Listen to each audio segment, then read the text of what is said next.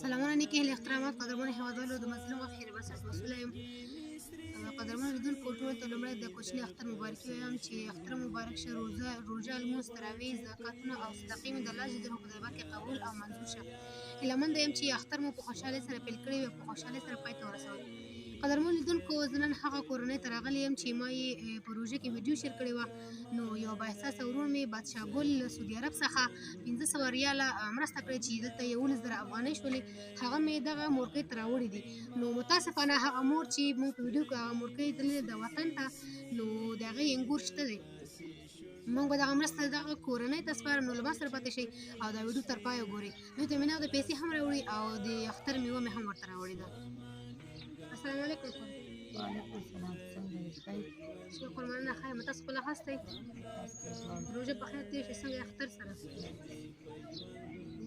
مخکې چې موږ راغلي تاسو کور ته خالاجانې چې موږ سره خبرې وکړلې، نو تاسو ډېرې ستونزو مشکلات سره وئ او په کور کې مرستیا هم وه، هېڅ هم نه وو. نو اوس هغه خالا چېرته ده؟ اوس کور کې نشته. هغه تللې ده هلته مړه شي وطن ته ماشومانو سره کوم ځای ته. نو اوس ښه ده چې تاسو هم په کور کې یاست که نه. موږ بې خبره راغلو، نو مو ویل ځه تاسو ته موږ مرسته راوړو. نو یو ورور مرسته کړې ده 11,000 افغانۍ، هغه مو تاسو ته راوړې ده او دغه 8,000 افغانۍ مې درته راوړې دي او 3,000 روپۍ سودا درته اخیستې ده. ستاسو اختر لپاره میوه اخیستې وه؟ نه، خدای ستاسو سره ښه وکړي. ستا راته راوړي، موږ ورته ډېرې ډېرې دعاګانې وکړو.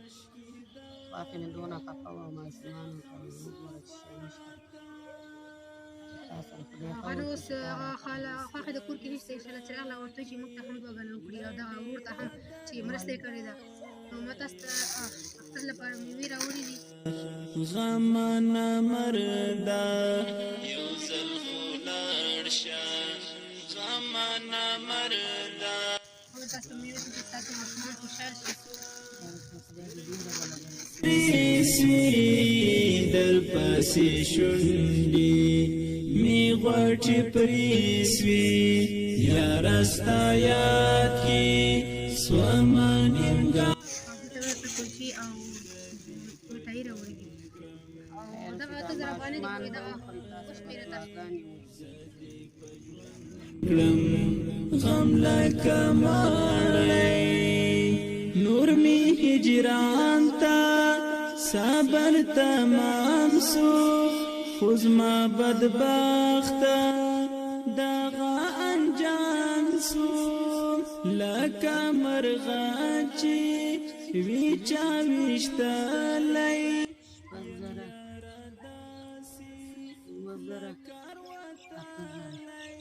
مرجانه څومره خوشحاله دغه ورور څخه چې تاسو سره مرسته کړې ده. ډېرې خوشحاله یم. خدای دې ورته ډېره ولور کړي چې اوس نو خواښې وې هغه به بیخي دونه به خوشحاله وي چې هغه راشي څونه به دعاګانې ورته وکړي. دا اختر مخه ده دا چې وخوري دا واړه و غټان به ورته دعاګانې وکړي. ورته دې نه خوشحاله یې چې مخکې د راغلو تاسو خفه وئ، اوس ورته خوشحاله یې چې تاسو ته میوه مې راوړه. دغه ورور تاسو لاسنیوی وکړو، دعا ورته کوي. او دا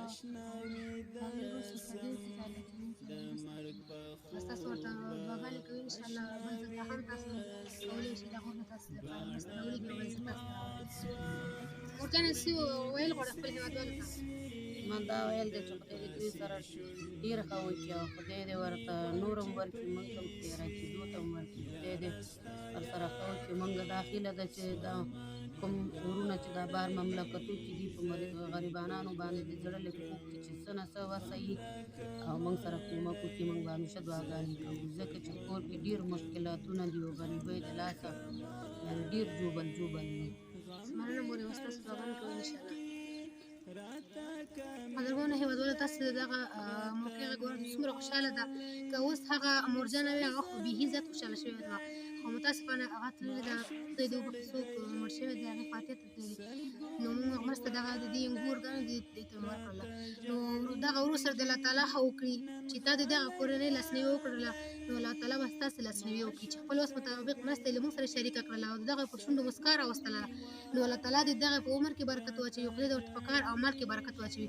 همدغسې نور ورونو باندې هم غږ کوم چې لکه څنګه دغه ورور په دغه فامیل په دومره وړه نیکۍ سره ډېر اجرونه به یې لاسته راوړل او د دوی په خوله مسکا یې راوستلې. نو تاسو ته هم هیله لرم نور ورونه له ما سره ملاتړ شي او همکاري وکړئ تر څو دغسې خویندې میندې په لاسنیوي کې ملاتړ او همکاري وکړو چې پښتون دې مسکا راوړو. غواړم چې مرسته وکړئ، نو د مرستې لپاره زما د واتساپ شمېره ده 0 شپږ شپېته شپېته 902 نور وخت نیسم. خوشحاله او اباد اوسئ.